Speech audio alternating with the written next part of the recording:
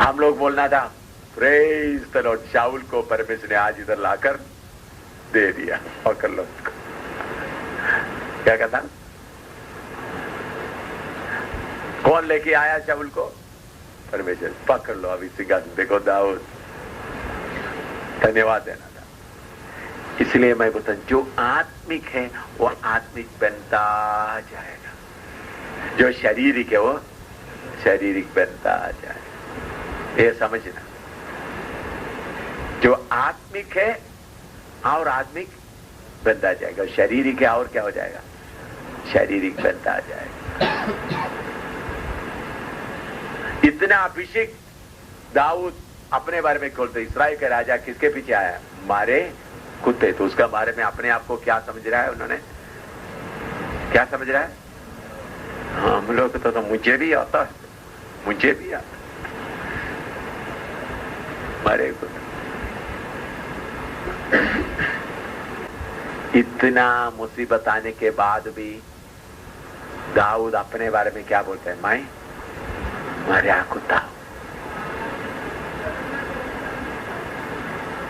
देखो, अपने आप को देखने का एक आंख आपको होता, आपका जीवन कितना बदल जाएगा।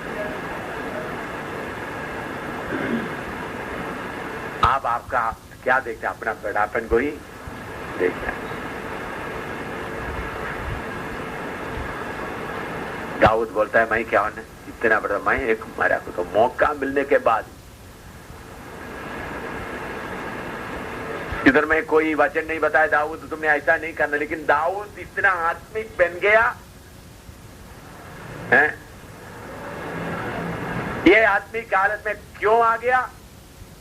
उधर में राजा मारने के लिए गया तो भी उस बात को उन्होंने क्या नहीं किया? पब्लिक नहीं किया। इसलिए उनको और ज्यादा आत्मिक बनाया। उनके सामने आया तो उसको मारने का मन नहीं।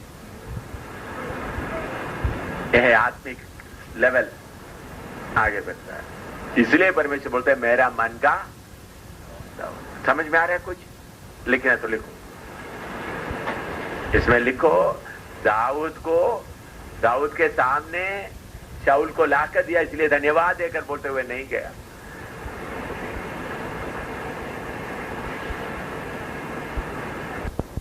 पहला सामुएल 26 का 1 से 20 तक।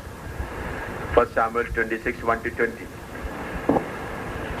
फिर जीपी लोग गिबा में शाऊल के पास जाकर कहने लगे, क्या दाऊद उस हकीला नाम पहाड़ी पर जो यशीमोन के सामने है छिपा नहीं रहता? तब शाऊल उठकर इस्राएल के 3000 छान निश्चय कर लिया कि शाऊल सचमुच आ गया है। तब दाऊद उठकर उस स्थान पर गया जहाँ शाऊल पड़ा था, और दाऊद ने उस स्थान को देखा जहाँ शाऊल अपने सेनापति नेर के पुत्र अब्नेर समेत पड़ा था। शाऊल तो गाड़ियों की आड़ में पड़ा था और उसके लोग उसके चारों ओर डेरे डाले हुए थे।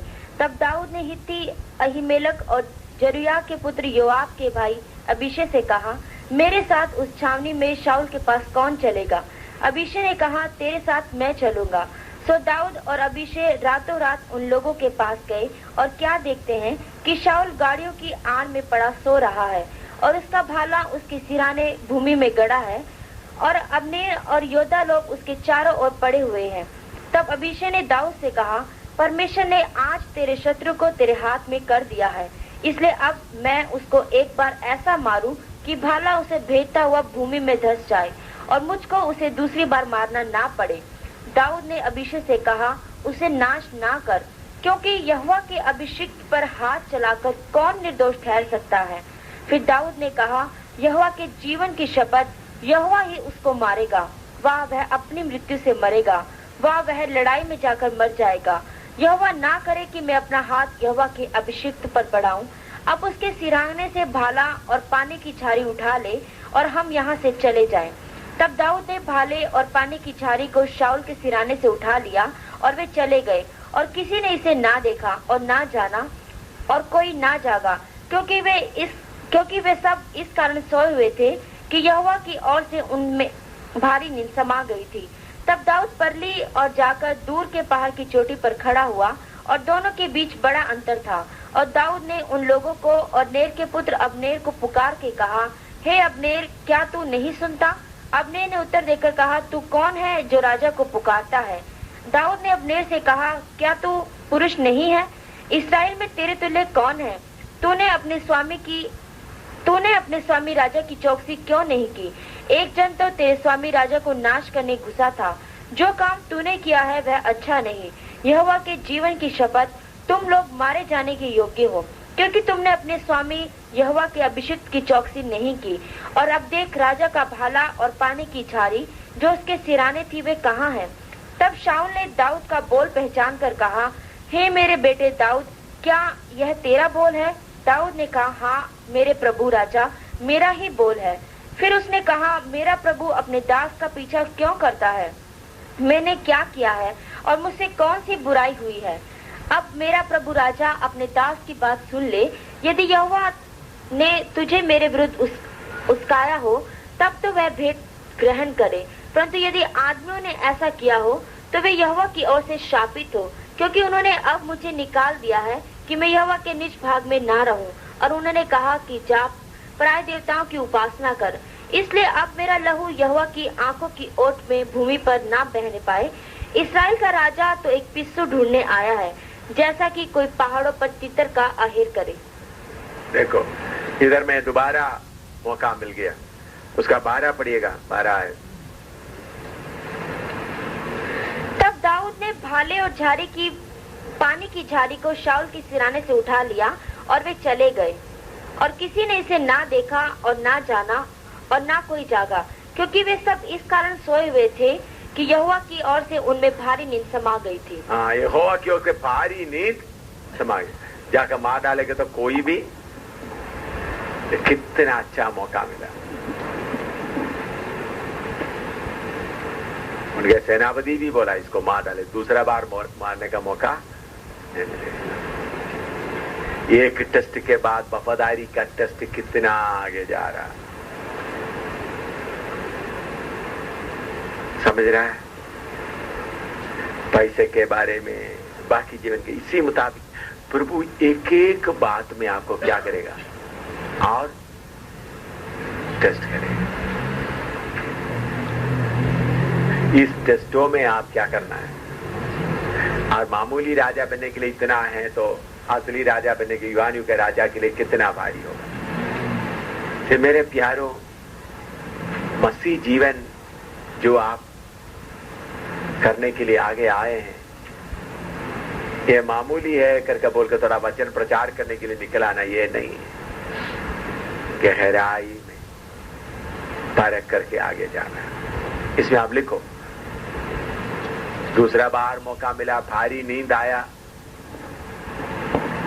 तब भी उन्हें बोलते यहोवा का अभिषिक्त के खिलाफ हाथ उठाएगा तो उनका डर कितना है।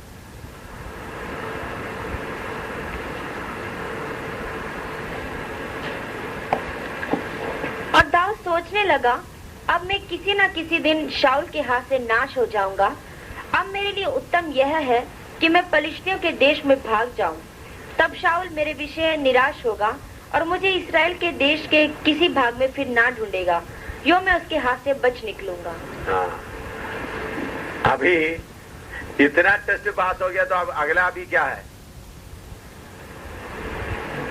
पहले देखिए, अच्छी तरह समझना,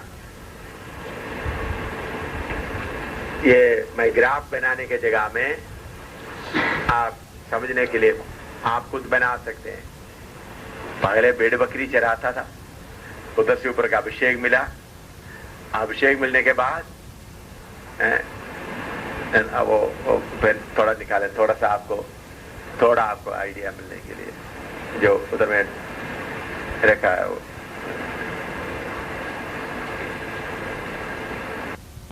अपना बाप के घर में ये भेड़ बकरी को चलाता था, उधर से थोड़ा सा ऊंचा जगह मिल गया, राजा का अभिषेक मिल गया।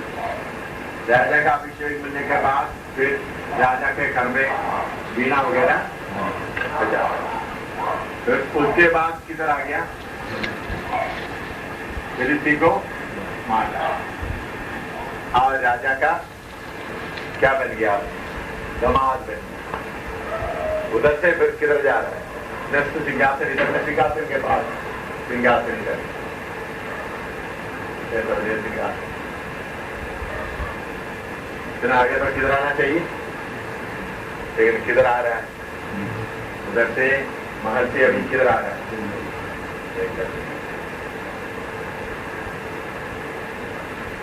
इस लेवल से भी कौन है उधर में, दुखी लोग उधर से जंगल से आके उधर से पाटे पाटे फिर किधर जा रहे हैं, और भी जंगल, अभी कौन सा जगह से, ये तो कम से कम जंगल भी किसका था, इस्राएल का था, अभी उसको छोड़कर अभी किधर जा रहा है, फलिस्तीनियों के पास। इसका मतलब कोई और जाने का कोई जगह, ये है परमेश्वर का प्रमोशन। दुनिया का प्रमोशन क्या है, परमेश्वर का प्रमोशन क्या है, सीधा उल्टा। ये आत्मिक बना, ये शारीरिक बनाने का, ये थोड़ा भी समझ में आया है? आप लोग आपका जीवन में कुछ घटना देकर कैसे उदास होकर बैठे होंगे,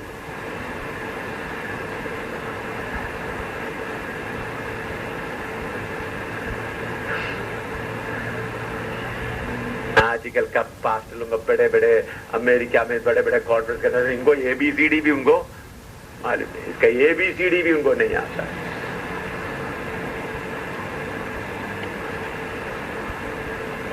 परमेश्वर का मार्ग का ABCD भी उनको नहीं आता, ABCD भी नहीं आता, उनको सिर्फ यही आता है।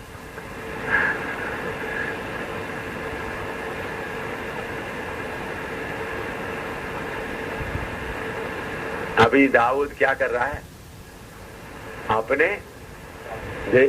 देश को भी छोड़ रहा है।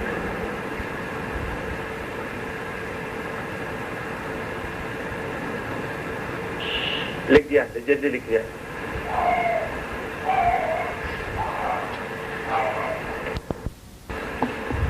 उनतीस का 29, 1 Samuel 29, 1 and 2। फलिस्तियों ने अपनी समस्त सेना को अपेक में इकट्ठा किया और इस्राएली यिज्रेल के निकट के सोते के पास डेरे डाले हुए थे। तब फलिस्तियों के सरदार अपने अपने सैकड़ों और हजारों समेत आगे बढ़ गए और सेना के पीछे पीछे आकीश के साथ दाऊद भी अपने जनों समेत बढ़ गया। अभी फिलिस्ती लोग अभी किसके खिलाफ लड़ाई के लिए आ रहे हैं, तो उसके साथ में कौन भी शामिल हो गया, लड़ने का मन के साथ नहीं बल्कि अपना वफादारी, और उसका 3 से 8 तक पड़ेगा। तब फलिस्ती हाकिमों ने पूछा, उन इब्रियों का यहाँ क्या काम है? आकीश ने फलिस्ती सरदारों से कहा, क्या वह इस्राएल के राजा शाऊल का कर्मचारी दाऊद नहीं है, जो क्या जाने कितने दिनों से वरन वर्षों से मेरे साथ रहता है, और जब से वह भाग आया तब से आज तक मैंने उसमें कोई दोष नहीं पाया। तब फलिस्ती हाकिम उससे क्रोधित हुए और उससे कहा, उस पुरुष को लौटा दे कि वह उस स्थान पर जाए जो तूने उसके लिए ठहराया है। वह हमारे संग लड़ाई में ना आने पाएगा, कहीं ऐसा ना हो कि वह लड़ाई में हमारा विरोधी बन जाए। फिर वह अपने स्वामी से किस रीति से मेल करे, क्या लोगों के सिर कटवाकर ना करेगा? क्या यह वही दाऊद नहीं है जिसके विषय में लोग नाचते और गाते हुए एक दूसरे से कहते थे कि शाऊल ने हजारों को पर दाऊद ने लाखों को मारा है? तब आकीश ने दाऊद को बुलवाकर उससे कहा, यहोवा के जीवन की शपथ, तू तो सीधा है और सेना में तेरा मेरे संग आना जाना भी मुझे भावता है, क्योंकि जब से तू मेरे पास आया तब से लेकर आज तक मैंने तो तुझमें कोई बुराई नहीं पाई, तो भी सरदार लोग तुझे नहीं चाहते, इसलिए अब तू कुशल से लौट जा, ऐसा ना हो कि फलिस्ती सरदार तुझसे अप्रसन्न हो। दाऊद ने आकीश से कहा, मैंने क्या किया है, और जब से मैं तेरे सामने आया तब से आज तक तूने अपने दास में क्या पाया है कि मैं अपने प्रभु राजा के शत्रु से लड़ने ना पाऊं? देखो, इधर मैं आकीश के साथ वफादारी के साथ रहा, अपना बड़ापन उधर भी दे दिया। आकीश फलस्तीनियों के साथ में क्या किया, वफादारी से रहा, लड़ने के लिए तैयार होकर जा रहे, तो फिर उनको वापस भेज दिया गया। इसमें किसका हाथ होगा? इसमें परमेश्वर का हाथ है, ताकि दाऊद अपना इस्राएल के खिलाफ क्या ना करे। वफादार इतना बन गया, आगीश का भी क्या बन गया? वफादार। शाऊल का बदला लेने नहीं जा रहा है। क्या कैसा मालूम? शाऊल का बदला लेने नहीं जा रहा है। बहुत मौका इसके पहले। राजा बनने का आशा पूरा क्या हो गया? अभी दाऊद के अंदर कोई राजा बनने का आशा है? कुछ नहीं। चलो, दाऊद सोचोगे वो सब एक सपना था। ठीक है, मैं मेरा वफादारी में ही चलता रहूं। देखो, वफादारी का किधर किधर दूसरों के पास भी जाकर उन्होंने बोलता, उधर भी कैसा लग रहा है। राजा आकीश भी क्या गवाही दे रहा है, उनके अंदर मैंने कोई गलती नहीं देखी। सीधा तो सीधा। दाऊद का वफादारी कहां कहां है देखिए, अच्छी तरह नंबर 1 स्टेप होकर के आपने देखना। शुरू से अपना कर्म, बाद में आप लिखना, अभी लिखना नहीं, लिखने से मैं पकड़ूंगा। अपना घर में पार्टी हो रहा है, अपना बाप से वफादारी से उस समय में क्या कर रहा है? भेड़ बकरी को चरा रहा है। अगर उन्होंने ये बोल सकता था, मैं सो छोटा लड़का, मैं भी क्या आना है, बड़ा अभी आ रहा है, मैं भी आ सकता। वफादारी घर में शुरू हो गया। समझ में आ रहा है? किधर में?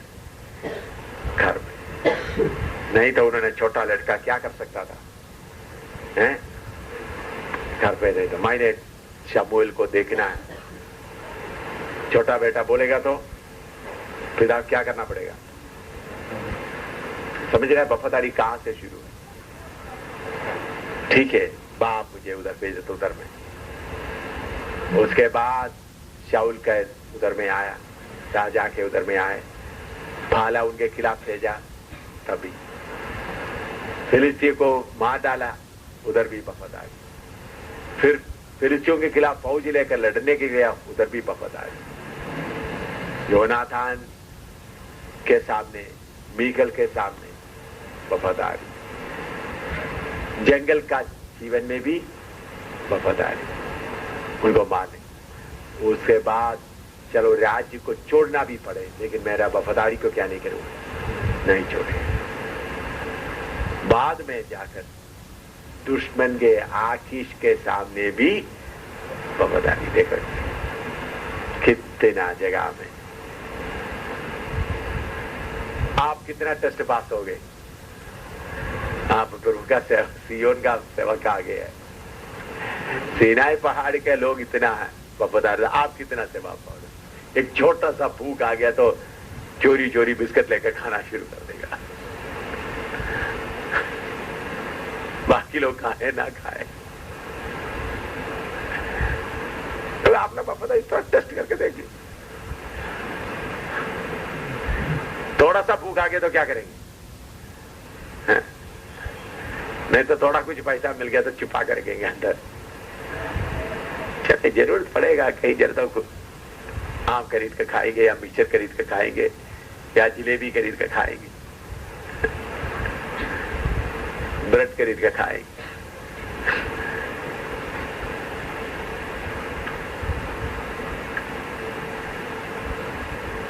प्रभु का सेवा छोटा नहीं है। आप बोलो दाऊद के सेवा से नीचे है, हमारा सेवा ऊंचा है। कितना ऊंचा है? देश का राजा था, देश का राजा। हाँ,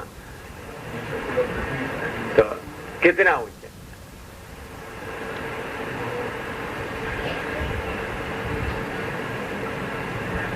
इस वचन के अनुसार आप बोलो, आपका वफादारी, आप बर्तन मांजते समय प्रभु वफादारी देखता है? बोलो, आप मुझे बताओ।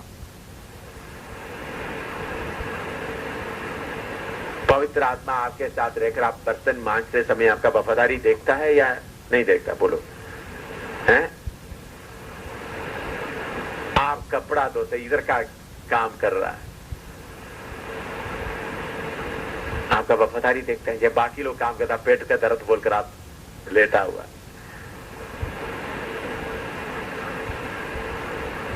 इस प्रभु के सामने आप सेवक बनना है।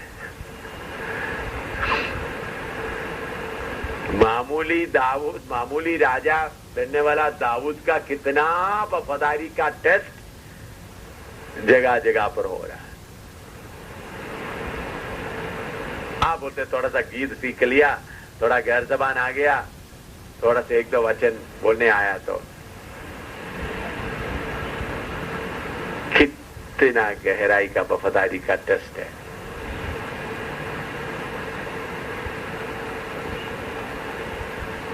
और उसके आगे फिर पर आप कुछ लिखना है तो लिखिएगा। वफादारी का टेस्ट कहां से शुरू हो गया? घर से शुरू हो गया। उधर से लिखे।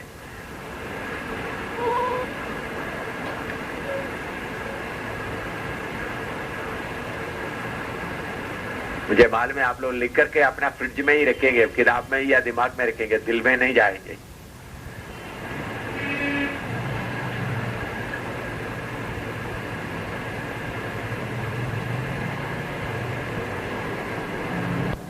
से 20 तक पढ़ो, 30 का 1 से 20 तक। तीसरे दिन जब दाऊद अपने जनों समेत सिगलग पहुंचा, तब उन्होंने क्या देखा कि अमालेकियों ने दक्षिण देश और सिगलग पर चढ़ाई की और सिगलग को मार के फूंक दिया और उसमें की स्त्री आदि छोटे बड़े जितने थे सबको बंधुआई में ले गए। उन्होंने किसी को मार तो नहीं डाला, परंतु सबों को लेकर अपना मार्ग लिया। इसलिए जब दाऊद अपने जनों समेत उस नगर में पहुंचा, तब नगर तो जला पड़ा था और स्त्रियां और बेटे बेटियां बंधुआई में चले गई थी। तब दाऊद और वे लोग जो उसके साथ थे चिल्ला कर इतना रोए कि फिर उनमें रोने की शक्ति ना रही। और दाऊद की 2 स्त्रियां यिज्रेली अहीनोम और कमरेली नाबाल की स्त्री अबीगेल बंधुआई में गई थी। और दाऊद बड़े संकट में पड़ा, क्योंकि लोग अपने बेटे बेटियों के कारण बहुत शोकित होकर उस पर पत्थरवाह करने की चर्चा कर रहे थे। परंतु दाऊद ने अपने परमेश्वर यहोवा को स्मरण करके हियाव बांधा। तब दाऊद ने अहीमेलेक के पुत्र अबियातार याजक से कहा, अपोत को मेरे पास ला। तब अबियातार अपोत को दाऊद के पास ले आया और दाऊद ने यहोवा से पूछा, क्या मैं इस दल का पीछा करूं? क्या उसको जा पकड़ूंगा? उसने उससे कहा, पीछा कर, क्योंकि तू निश्चय उसको पकड़ेगा और निस्संदेह सब कुछ छुड़ा लाएगा। और उसका 18 पढ़ो, उसका 18 पढ़ो, पूरा पढ़ के समय बचाने। और जो कुछ अमालेकी ले गए थे वह सब दाऊद ने छुड़ाया और दाऊद ने अपनी दोनों स्त्रियों को भी छुड़ा लिया। वरन उनके उसका 19 भी पढ़िएगा। वरन उनके क्या छोटे क्या बड़े, क्या बेटे क्या बेटियां, क्या लूट का माल, सब कुछ जो अमालेकी ले गए थे उसमें से कोई वस्तु ना रही जो उनको ना मिली हो, क्योंकि दाऊद सबका सब लौटा ले आया। देखिए अभी नेक्स्ट प्रमोशन, इतना वफादारी होगा तो वफादारी के बाद में क्या हो गया? सब कुछ लूट कर ले लिया। बाद में जो लोग इतना प्यारे थे उन लोग भी क्या करना शुरू कर दिया। दुख इतना हो गया, दाऊद को क्या करें? पत्थरवाह के। परमेश्वर राग को एक अपना बर्तन के तौर पर बनाते समय में कितना कितना परेशानी के बीच में डालकर आपको बनाता। कम से कम जो लोग उनके साथ इतना जंगल में था, वो लोग साथ देना, वो भी लोग क्या हो गया खिलाफ।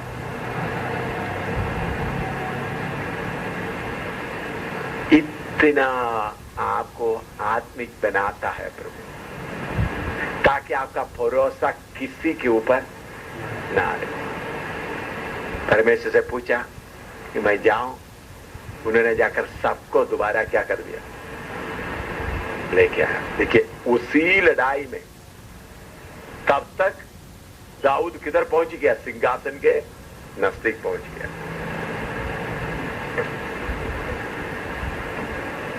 सिंहासन के लिए सीधा इधर से।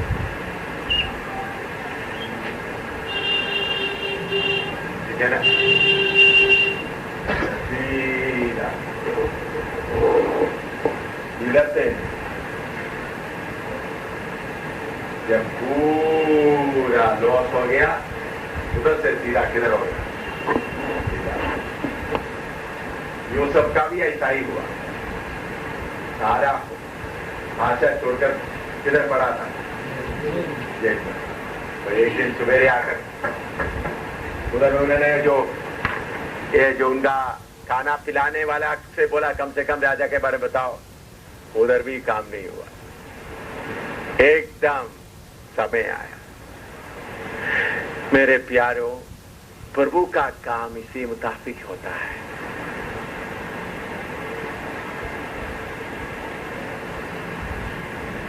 बहुत बार प्रभु का काम को आप अपना बुद्धि से सोचकर बनाता है। प्रभु आपको अधिकार देने के पहले आप बोलते हैं प्रभु मुझे आशीष दे, मुझे अधिकार दे, पहले तुम्हारा वफादारी प्रकट कर, तुम कितना वफादार है।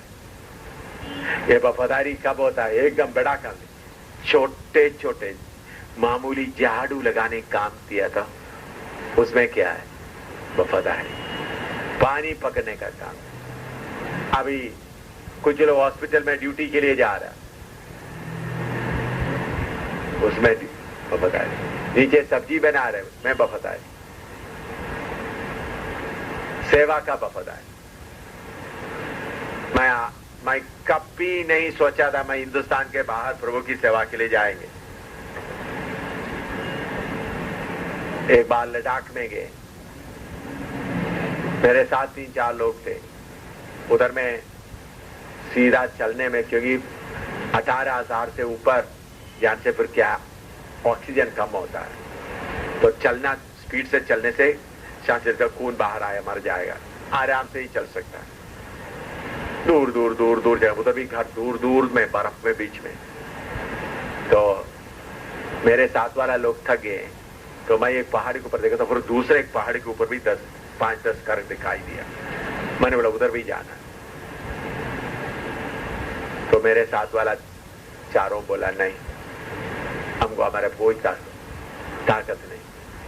मेरे से उम्र में कम है वो, लेकिन मुझे उधर खड़ा होकर, अगर मैं उधर नहीं गया तो उधर कौन जाएगा? तो मैं बोला आप लोग अगर नीचे आकर, क्योंकि पहाड़ से तराई से नीचे उतरना, फिर पहाड़ चढ़ना, तब बर्फ गिरना भी शुरू हो गया। गर्मियों में भी बर्फ उधर गिरता है, हमेशा नहीं, कभी कभी बर्फ गिरना शुरू हो गया। मैं उन लोगों को उधर में बिठाकर चढ़ गया।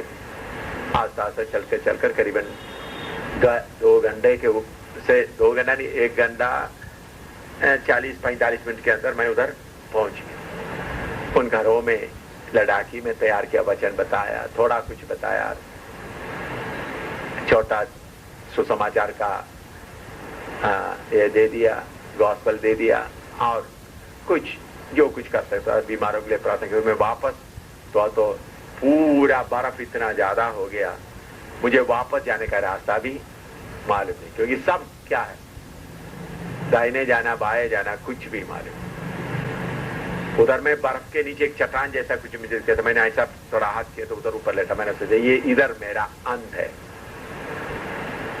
उन दिनों में ऐसा भी होता था, कुछ लोग बर्फ में जाकर मर जाते हैं।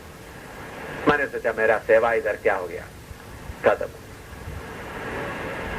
मैंने पक्का सचमुच में सोचा मेरा सेवा इधर खत्म हो गया। उस बर्फ के ऊपर उधर में मैं ऐसा लेटा रहा, 10 मिनट कुछ हो गया तो तब बर्फ गिर रहा है मेरे ऊपर। मैंने सोचा मेरा सेवा खत्म हो गया। भी कहां जा रहे हैं मालूम नहीं। आप लोग उस इलाका में एक बार जाएगा तब मालूम होगा कैसा है वो इलाका। एकदम मेरा दोनों अंगुली में कुछ ऐसा आग जैसा आ गया, और मुझसे साथ बेटा तुम इधर मरने का नहीं, तो मेरा वचन लेकर हिंदुस्तान का बाहर भी जाएगा। उठ, दाऊद। मैंने मेरे कान में सुना हुआ आवाज, उठा दौड़ा, डायरेक्शन कुछ भी मालूम नहीं, चल नहीं सके, दौड़ करके आधा ठंडा सेजार आके आया तो इधर में नीचे बर्फ नहीं गिर रहा, इधर में तीनों चारों बैठ कर रो रहा है, प्रभु तेरे दास गया अभी वापस नहीं आए, क्योंकि बर्फ गिर उनको बोले मालूम। तो मैं उनको आकर कैसा पीछे रो रहा है, तो मैं आ गया, लोग बहुत अच्छी देखी। तो प्रभु ने मेरा वफादारी क्या देखा, उधर जाकर उसने तो फिर वो 10-12 घर देखते वक्त मेरा अपना प्राण को भी क्या कर दिया, जाकर किधर चले गया। इसलिए प्रभु ने, मैंने कभी प्रभु से प्रार्थना नहीं किया मुझे अमेरिका में भेजिए, एक बार भी प्रार्थना नहीं किया, बाहरी देश का सेवा दे, वो एक बार भी नहीं। प्रभु खुद लेकर जा रहा है। मेरे प्यारों, सेवा में भी वफादारी। अभी आप बस स्टैंड में जा रहे हैं, एक आदमी को मिला, थोड़ा वचन मिला, दूसरे बहुत टाइम हो गया, अभी खाने का टाइम हो गया, अभी जाएंगे।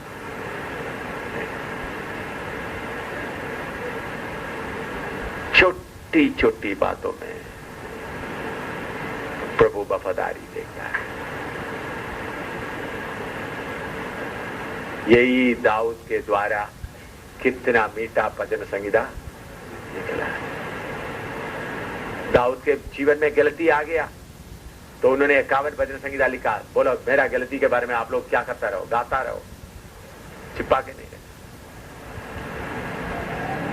जिसको आत्मिक आंख है वही दाऊद का असली साइड देखेगा, जिसको आत्मिक आंख नहीं है तो उन्होंने क्या देखेगा। दाऊद ने उनके साथ पाप किया, वही देखेगा। दाऊद का वफादारी, और आप याद रख रहे हो वही सिंहासन में यीशु आकर बैठने जा रहा है। थोड़ा प्रार्थना करें ना, इसमें कुछ लिखना है तो लिखे, लिखने के बाद प्रार्थना करें अपना वफादारी का।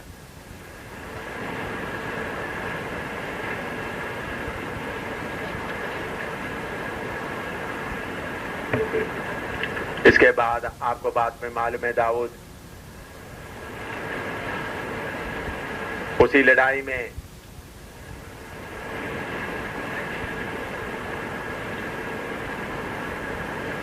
दूसरा शामिल पहला अध्याय में हम पढ़ते हैं, शामुएल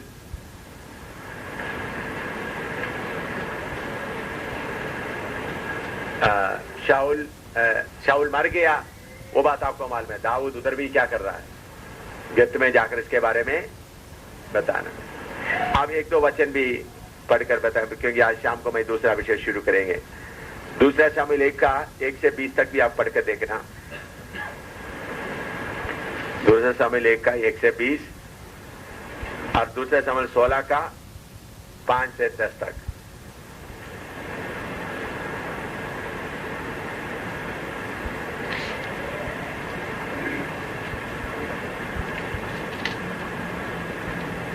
बाद में आप पढ़ के देखें।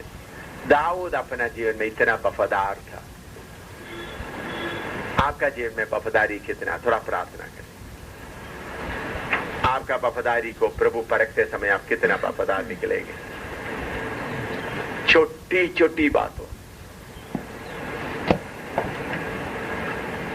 मैंने बोला दाऊद का वफादारी अपना घर का बकरे के साथ में शुरू हो। घर में बड़ा पार्टी हो रहा, मेरे बाप ने मुझे ये काम दिया, मैं इसको वफादारी से देखूंगा।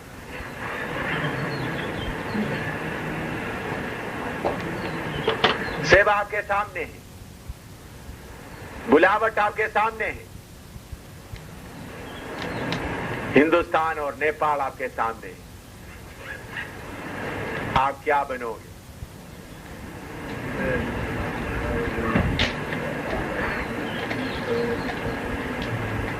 आपका वफादारी कैसे आप प्रकट करोगे?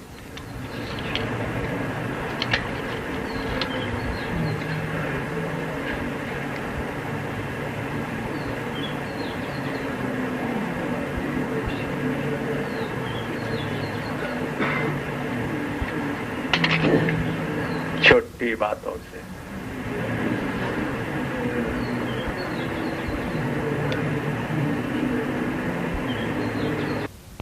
सीनाई पहाड़ के लोगों को इतना है तो सिय्योन पहाड़ के लोगों के लिए कितना होगा।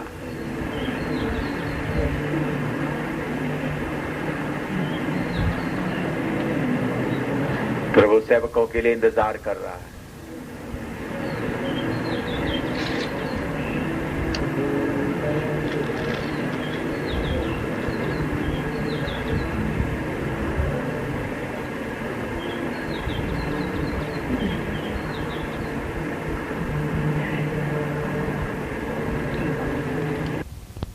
तो इस्राएल का राजा बन सकता था,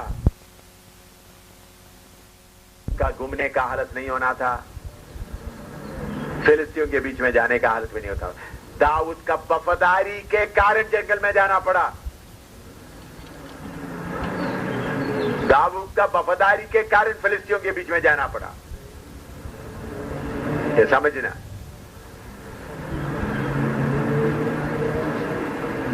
उनका शॉर्टकट रास्ता बहुत मिला, सब इनकार किया। फिर भी कष्ट का मार्ग, इसलिए प्रभु यीशु ने बोला जीवन का मार्ग तंग रास्ता, थोड़े ही है उसको पाता है, थोड़े ही। अपने जीवन को प्रभु के सामने सीधा कर, प्रभु के वचन के सामने अपने आप को सीधा कर। खुदी का विषय इधर में समाप्त है, इसे ज्यादा भाई बोलना नहीं चाहता हूं। आपको जितना जरूरत है बोल दिया।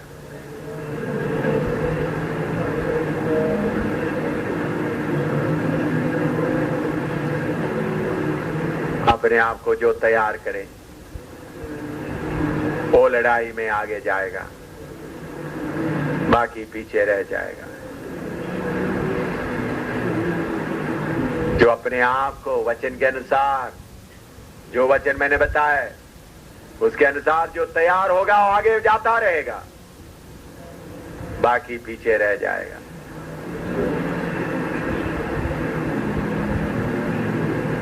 गलती और किसी का, गलती आपका है, आपका। वफादारी का टेस्ट आप पास नहीं।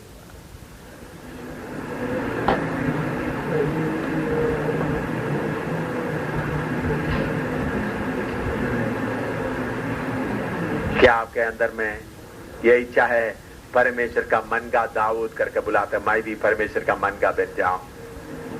उसके लिए तैयार हो जाए, प्रार्थना करें। कोई एक प्रार्थना करें।